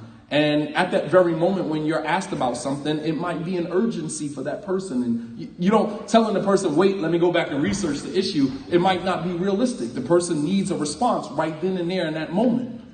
And the only thing that you know to give that person that is safe is the fatwa of another scholar that you know. And under those conditions, it may be permissible. And that's as it relates to your own personal situation. What we're talking about is what fragments an entire community. And you go into a sheikh and you're saying, Sheikh, what is your opinion about this imam? And this imam is influential in his community. This imam, has, benefited thousands of lives. Hundreds of thousands of people have benefited from this person. He has been responsible for constructing an entire community, a school, and all of these other things, that components that are attached to this particular imam. Going and asking the sheikh what is his opinion, what is his view about this particular imam because of something he said or did, and then have that sheikh give you an opinion without any dalil, and then translate that and put that out into the community without any dalil, that in itself is blameworthy. No, absolutely not. And there is no I trust the sheikh's opinion, but you're trusting the sheikh's opinion in a matter that affects the entire community. And Allah subhanahu wa ta'ala says in the Quran that when they are given some news of, communal issues and fear, and they rush, and they go and spread it. وَلَوْ رَدُّوهُ إِلَى الرَّسُولِ, that if they would have returned it back to the messenger, وَأُولِي الْأَمْرِ مِنْهُمْ, and the people of knowledge and the people of aqt wal hil, the people that have knowledge and understanding of the situation, لَعَلِمَهُ الَّذِينَ يَسْتَنْبِتُونَهُ مِنْهُمْ, then the persons who knows how to extract the knowledge from that situation and give it to the people in a manner that would keep the community stable, they would do that. And we don't do that. We go, we say, Sheikh, what's your opinion في فلان وفلان, ما رأيك في فلان أنه يقول كذا وكذا وكذا. شيخ هذا باطل من أبطل الباطل وهذا فلان ضال مضل وهذا كذا وكذا وكذا. No dalil, no ayah, no hadith, no statement of salaf, no nothing. And then we take that, translate it, and then post it on the internet and say, this is what the sheikh said. Not thinking about the repercussions of that, how that is going to impact families. As Abu Sama mentioned last night, they asked a particular sheikh about removing their children from the Islamic school, right? And the sheikh said, without any fear of repercussions or how that was going to affect those people, pull your children out of the school. And put them where? In public school? And as I said, we lost 2 generations of children, because those children at that time, my wife went to that school. My wife was 16 at that time, 17 years old. And as a result of that, the children that grew up with her, many of them are not even practicing Muslims. And if they are not practicing Muslims, then the children that they have are not practicing Muslims. That's 2 generations that we lost. My oldest son is 16. The same age my wife was when all of that fitness started with Abu Muslim. It's another generation of Islam. So many of the 3rd generations of children, the grandchildren, are now teenagers. Where are they? They're not in the masajid. Where are they? 2 generations of children lost as a result of you translating what a scholar said and putting it out on the internet for everybody to see. Until today, not one ayat, not one hadith, not one statement, narration of the Salaf quoted. Not one. Just pure opinions. And it is from the mark of wisdom to listen without acceptance. I can listen to your opinion all day long. I don't have to accept what you're saying. That is the mark of true wisdom. And we pray that Allah subhanahu wa ta'ala forgive us for anything that we have done that has contributed to the fragmentation and the separation and division of our communities, because Allah knows there's a heavy burden that lies on the shoulders of people who are responsible for that. Now, you need time to change it? Or are you telling me my time is up? Or both? Go ahead. All right, so my question is on 3 levels. On the first level, we have the layman that falls into this fitna, that falls into it, and then at some point, either the light turns on or they fall out of favor, but now they want to be back in that circle of, let's say, goodness or on the right way. The next level, we have the da'i, the student of knowledge, who was promoting and upon that, talking about other people, refuting other people, calling sheikhs overseas and all this type of stuff. And either he falls out of favor or the light turns on for him. And now how should we be towards that person? Are we just, because one of the characteristics on all 3 of these levels, the lack of islah or wanting to make islah, and the lack of apologizing to people that you have offended and refuted, talked about, marriages you broke up. And the third level is on the level of the mashayikh, those scholars that we know promote, talk about, refute, don't verify any information. How should we be towards them in terms of, we know that this sheikh, this is his MO. Do we just continue? I mean, we have to have a certain level of reverence, but at the same time, I'm not going to be sitting up kissing the scholars, because I know that he's on that stuff. So on these 3 levels, how do we deal? Very detailed. Scholars are getting off easy. But we cut everybody else's head off. So what's your approach for them? Okay. All right. 3 levels. It's almost like one of the Sahaba, the Prophet ﷺ, Abu Bakr asked him to go start collecting all of the things that the Quran was revealed on so they can start compiling it. And he said that if Abu Bakr would have asked me to carry Jabal Uhud on my back, it would have been easier. Okay, so let's start with the easiest of these 3 levels, and that is the lay people. We have to be forgiving. People have hurt other people. People have said things. I've had people come to me and say, I apologize, or whatever the case may be. I spoke about you in this regard, or I said this about you. I've had people send me emails and things like that. And I'm very uncomfortable with that because I didn't know. You know what I mean? Like, if you said something about me, I wasn't paying attention to what you were saying. I mean, I'm just going to put it out there. Dawood Adib came to me. All right? Let me just say it as it is. All right? And he's probably listening. Assalamu alaikum. He came to me. I was in New York about a month ago at Muhammad Munir's masjid on the Van Wyck. And I gave the khutbah there, and he was there in the crowd. And after the khutbah was over, and he came up to me and he apologized to me. At the time, just because once a person apologizes, now the fitna becomes yours. Because forgiveness is about you, not about the other person. You understand? So now that's my journey. He put that on me now. It's off of him now. He said, I apologize. I spoke about you in this regard. And as I said to him, I said, I never knew what you said about me. I didn't care. It didn't matter to me. So if you said something about me, if you said something about someone, you don't have to necessarily go to that person and say, I said this about you, unless the person actually knows that you said that. I never heard anything he said about me. You hear people say, oh, this one gave a lecture, but it's not that important to me. It's not a priority in my life. It got in line with the rest of the people that said something about it. It wasn't important to me. So that only agitates the person even more to go to someone and say, hey, I spoke about you in this regard, or I talked about you in that regard. Please forgive me. And it's just like, well, you didn't need to tell me that. If I didn't know that ahead of time, you don't need to say that to the person. You just ask Allah for forgiveness. You go back in front of the people who you made that comment in front of, and you restore the person's honor in front of the people that you tore it down in front of. That becomes your responsibility. So Dawood Adib didn't need to come to me and apologize to me because I didn't know what you said about me, nor did I care.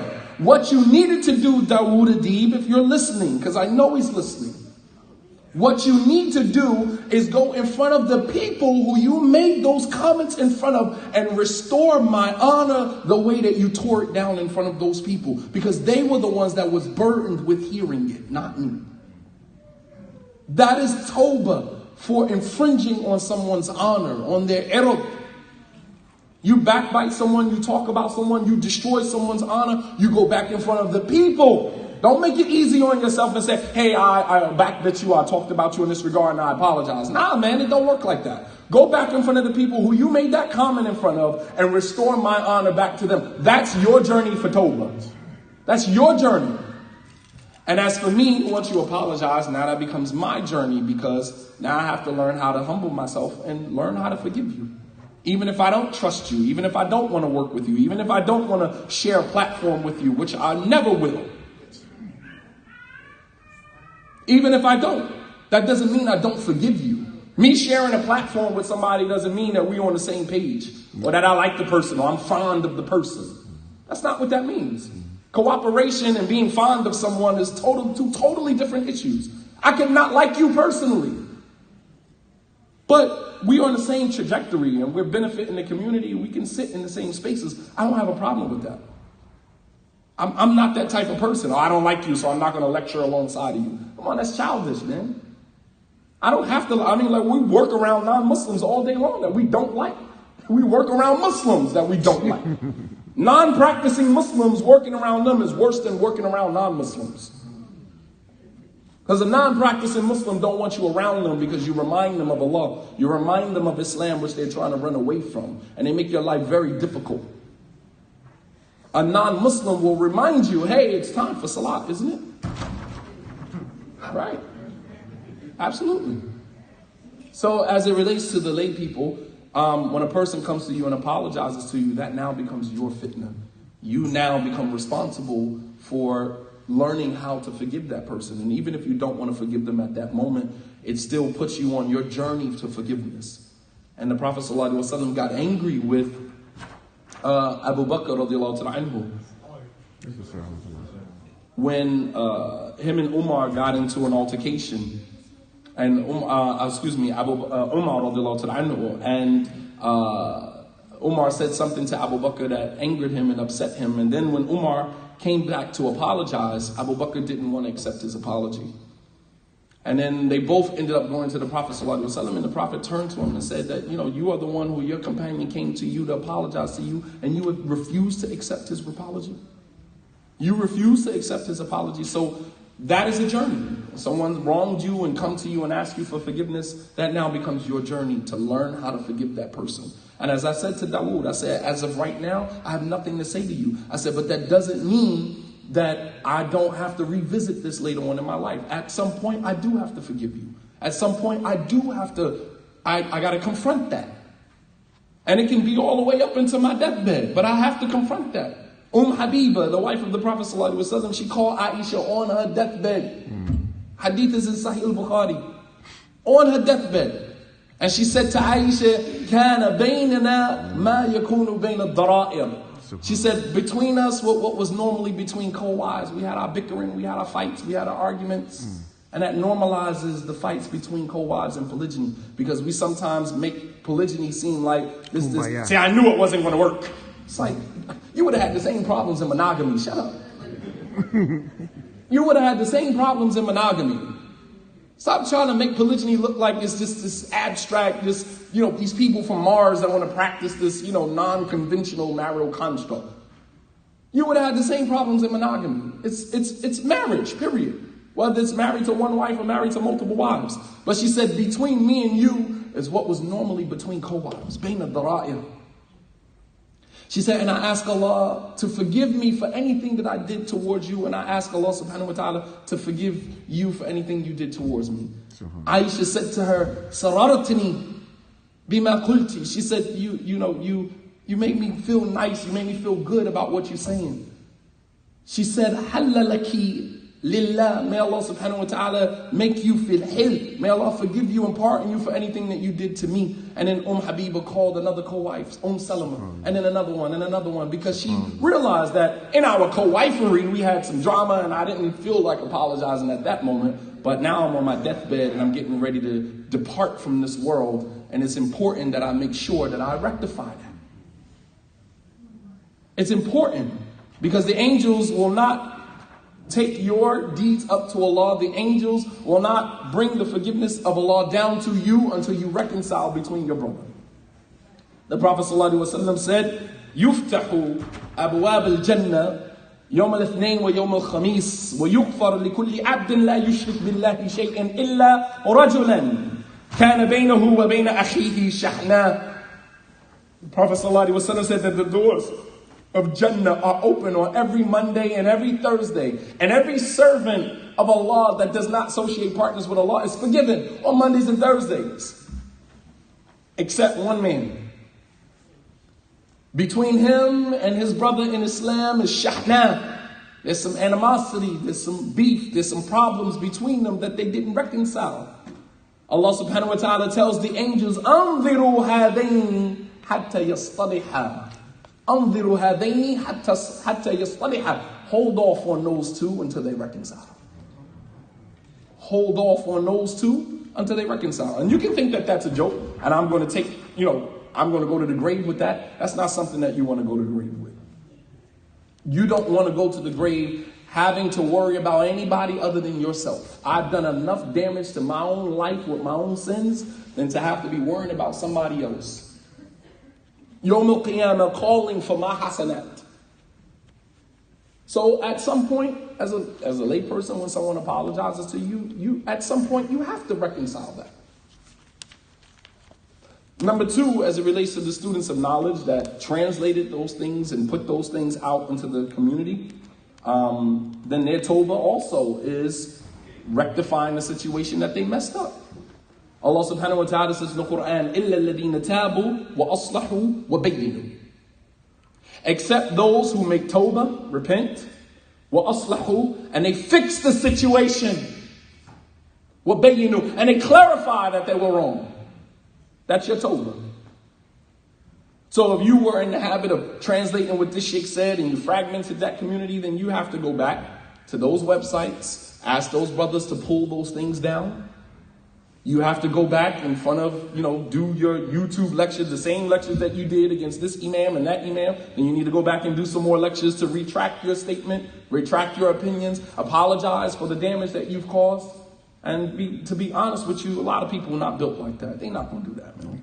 They much rather go on sujood, prostrate, ask Allah. If they do that, ask Allah for forgiveness. But guess what? That's not enough, because you infringed on the lives of other people. And the sins are two types. There's the sin that is between you and Allah subhanahu wa ta'ala.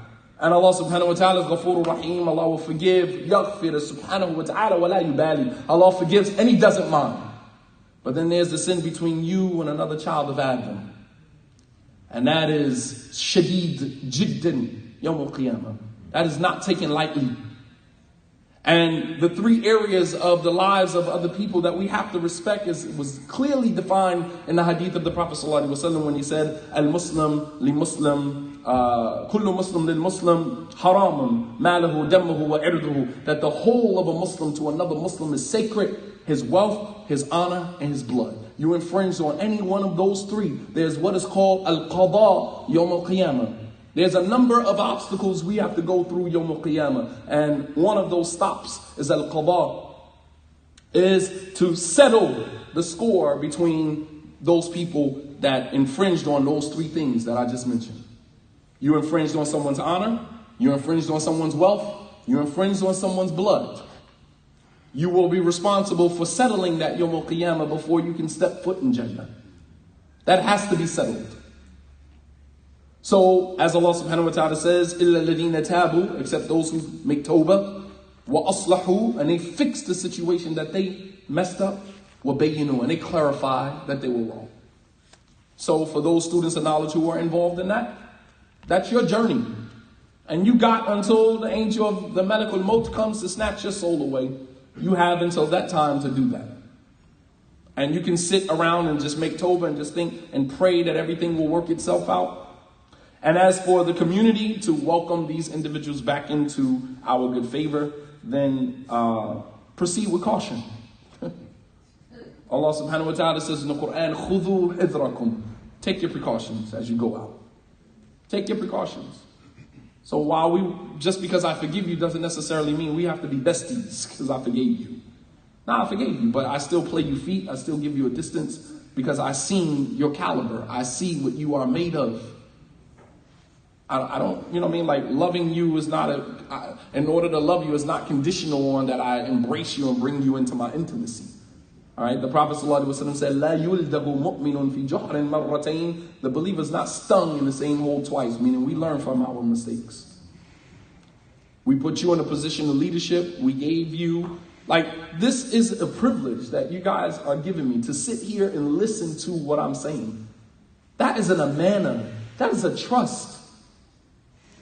You gave somebody a trust. One of the sisters from Elizabeth gave me a bean pie, man. Mashallah, may Allah reward her generously. But that's an amana. For me to accept food from somebody that anything could have been in there.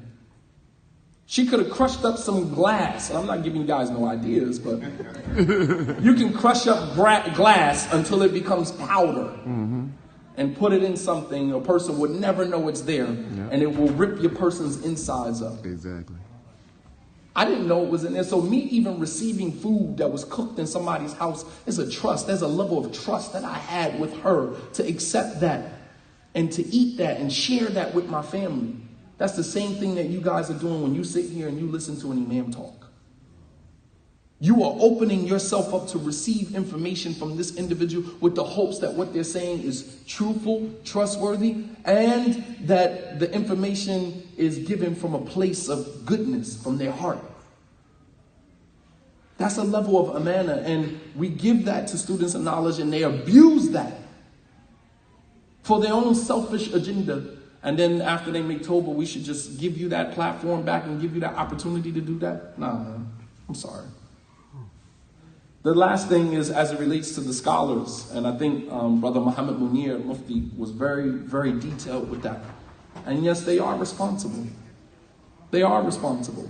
And it's not that we, don't, one of the brothers said that, we kind of let the scholars off that are involved in a lot of this. We kind of let them off the hook and, we go after the people who, were basically the branches of that, and we never go to the asl, the root of it.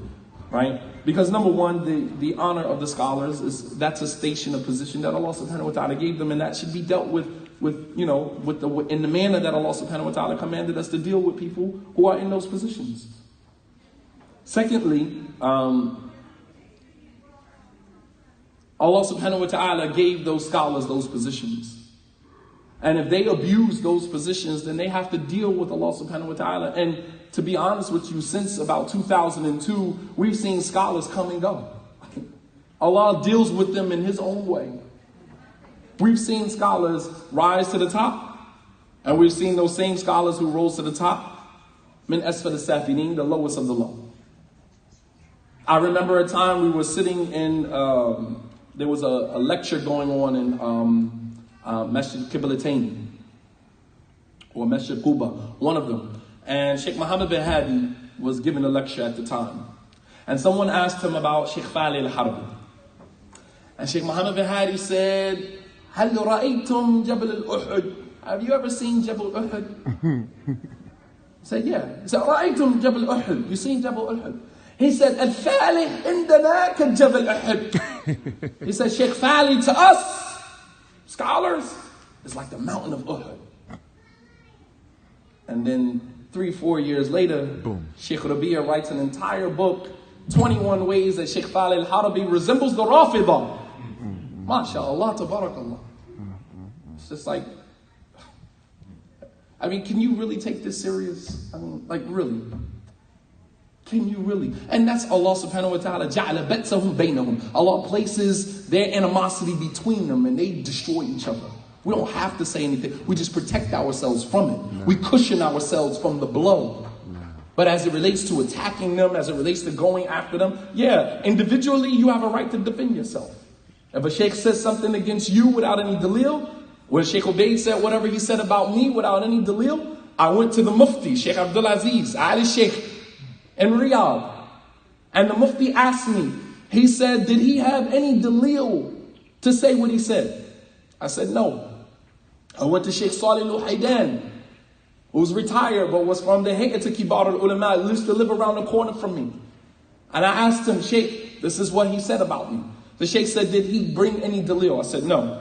He said, did he speak to you before he said what he said? I said, no. He said, then write a refutation on what he said and post it on the internet just like he did. I said, well, how am I going to do that? He's a scholar. I'm just a student of knowledge. He said, he doesn't have a right to say anything against you without speaking to you first. Hearing your side of the story, to write something and post it on the internet for the world to see it, and then you sit there and accept that and not defend yourself. He said, this is not part of our religion. He said, write a refutation on what he said and post it, translate it, post it on the internet just like he did. So as a student of knowledge, you have the individual right to defend yourself. I don't need permission. I didn't need, with all due respect to the Sheikh, I didn't need his permission. I did that for y'all. Because when I do that, you're going to say, oh, he's disrespecting the Sheikh. And then even when I say a Sheikh said that it was okay, signed off on it, well, he's not part of the Kibar al-Ulama anymore, and we'll come up with every excuse in the book. As Allah subhanahu wa ta'ala said, وَإِيَّرَوْا كُلَّ آيَةٍ لَا يُؤْمِنُوا بِهَا. And if they saw every sign, they still not going to believe. But I wanted to play their game, play by their rules, just to show you they don't even respect their own rules. I play by the rules, just to show you that they don't play by their own rules. What scholar said that you could do that? Okay, this Sheikh said it. Well, he's not this, or he's not that, or whatever.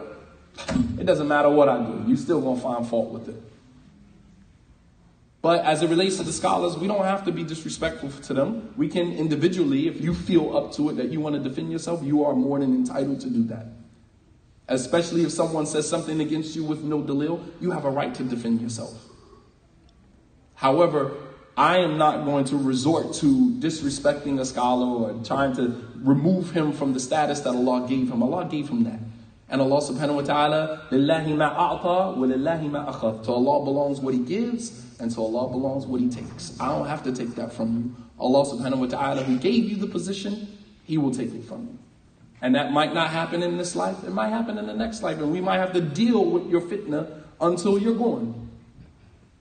As Allah says in the Quran, وَجَعَلْنَا بَعْضَكُمْ لِبَعْضٍ فِتْنَةً أَتَصْبِرُونَ. We have made some of you a fitna for others. Won't you just be patient?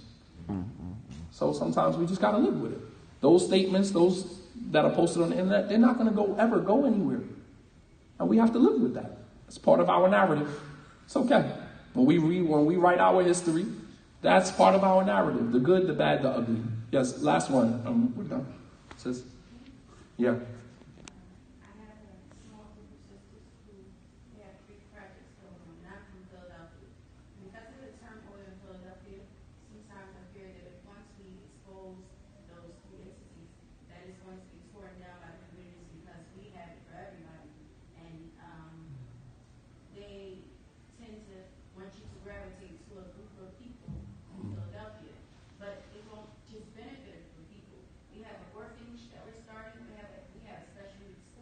MashaAllah. Allah Akbar.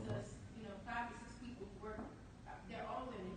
You work 2 to 3 jobs, 1 job pays for the buildings and what's going on. And as soon as it comes that there's no man in charge because they always think that everything has to start with men. You know, in every situation. And then the fact that we have not limited to anybody.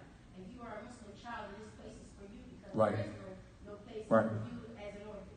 You know, if you are a special needs person. We're going to have an orphanage for Salafis, right? For the Salafi children. Everything has to be Salafi labeled, right? So this is what I'm saying. I fear that, you know, because we're doing this alone and that we keep it under wraps at the moment, I've just exposed it, mashallah. But, you know, like, how do we prevent from it being that we have to pick a side? That they try to force us to pick a side and not tear it down because it's to benefit Muslim children who don't have a place. It's to benefit especially kids who don't have a place. Like I told you before, you know, mashallah, I love my son, but I could not find a school for him at all. They didn't have a place for him to go that adhered to what his circumstances were.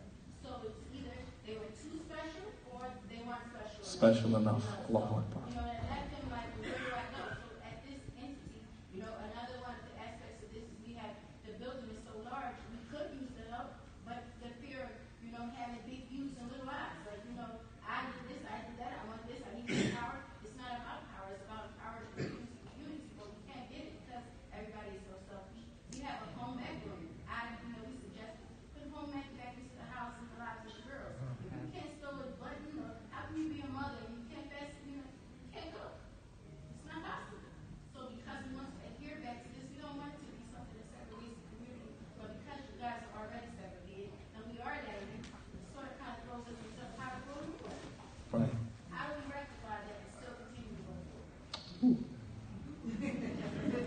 carrying another mountain on my back. What city are they, or what Philadelphia. state? Okay, because I'm in Michigan. I work for Human Services for 18 years, so to hear some Muslims are getting some stuff like that done, alhamdulillah. Oh no, Philly is on the ball with that. There's a lot of brothers and sisters in Philly in terms of the social component of the communities, the needs of the community from the social aspect. They're on the ball with that.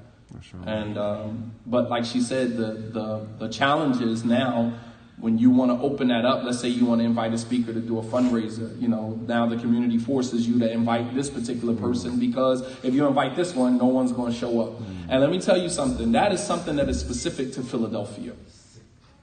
Philadelphia is a very cliquish city. I mean, all the way down to where you going to Jumu'ah. I've been in Philly since 2010. Ain't nothing you can tell me about the city I don't know. They're very cliquish. And that's just another challenge that, you know, you as, you know, in your profession and what you're trying to do, these are challenges that are going to expose themselves, and you have to learn how to navigate around it. I mean, Philly is so cliquish. It's like, where y'all going to Jumu'ah today? Or I'm going up Germantown. Or I'm going over Southwest. I'm going down South Philly, you know. And we're gonna go to Jumu'ah based upon where the majority is going to Jumu'ah. It's sick. It's sick. Y'all going to the lecture? Yeah, how many of you trying to rally? You really want to go, but you're not going to go if your clique not going. It's sad, man. It's a sick mentality. And that is specific to Philadelphia. I haven't seen that. I'm from Jersey. I haven't seen that. We're more individualists. New Yorkers, definitely, hands down, individualists. They don't move in cliques. It's like, you ain't going? Okay, well, I'll see you. I'll tell you about it when I get back. I'm going, right? So that is, you know, a dynamic that, you know, is particular to Philly. I don't think it's necessary. What we did was we exacerbated it with the whole Salafi thing. But that the origin of that was there even before, the cliquish thing was there even before the whole Salafi thing. But I get it, I understand, but it's, you have to not necessarily pick a side. The side that you pick is for the benefit of what you're doing. And if you believe bringing this speaker to do a fundraiser or welcoming in these children from this place is a benefit to what you're doing, then that's what you have to do. And your tawfiq is with Allah, not with whether or not the people agree with what you're doing or support what you're doing.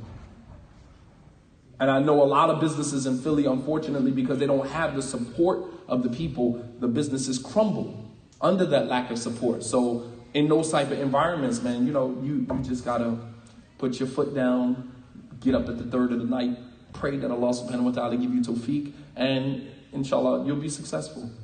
And that's your test. That's your test. Because maybe Allah is going to test you to see how bad do you really want it? How much of your discomfort are you willing to stand in to have this? All right? Anything that is good is worth struggling for. If you don't struggle for it, then you don't deserve to have it. And Allah subhanahu wa ta'ala knows best. You guys have been great. May Allah subhanahu wa ta'ala bless you all. Wa sallallahu ala nabiyyina Muhammad wa ala alihi wa sahbihi wa sallam tasliman kathira. Wa akhiru da'wana alhamdulillahi rabbil alameen. Wa assalamu alaikum wa rahmatullahi wa barakatuh. Anybody got to check out their rooms? It's time to check out now. Yeah, it's checkout time, inshallah. You can make your way up to your room if you haven't already checked out. Then you might want to go ahead and do that now, inshallah ta'ala.